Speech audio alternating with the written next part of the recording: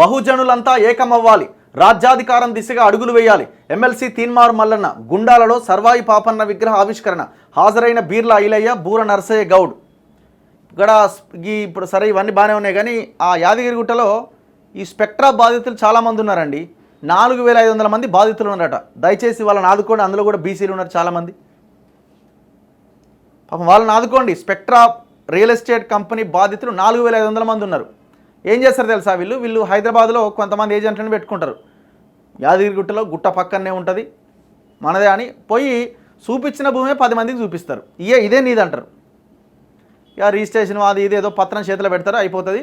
ఆయన పోయి ఆ భూమి అప్పటికే 10 మంది చూస్తారు అదే భూమిని. అట్లా 5 లక్షలు, 6 లక్షలు, 10 లక్షలు కట్టించుకున్న వాళ్ళు 4500 మంది ఉన్నారు. ఆ భూముల మీద ఫోకస్ చేయండి మీరు, ఎందుకంటే అందులో అంతా పేదవాళ్ళే ఉన్నారు. బహుజనులంతా ఏకమవ్వాలి, రాజ్యాధికారం దిశగా అడుగులు వేయాలి.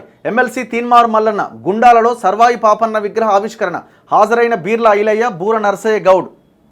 ఇక్కడ ఇప్పుడు సరే ఇవన్నీ బాగానే ఉన్నాయి, కానీ ఆ యాదగిరిగుట్టలో ఈ స్పెక్ట్రా బాధితులు చాలామంది ఉన్నారండి.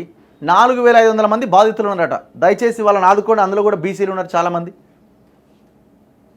పాపం వాళ్ళని ఆదుకోండి. స్పెక్ట్రా రియల్ ఎస్టేట్ కంపెనీ బాధితులు 4500 మంది ఉన్నారు.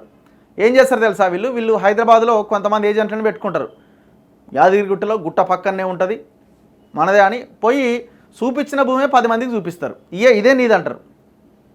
ఇక రిజిస్ట్రేషన్ అది ఇదేదో పత్రం చేతిలో పెడతారు, అయిపోతుంది. ఆయన పోయి ఆ భూమి అప్పటికే 10 మంది చూస్తారు అదే భూమిని. అట్లా 5 లక్షలు, 6 లక్షలు, 10 లక్షలు కట్టించుకున్న వాళ్ళు 4500 మంది ఉన్నారు. ఆ భూముల మీద ఫోకస్ చేయండి మీరు, ఎందుకంటే అందులో అంతా పేదవాళ్ళే ఉన్నారు.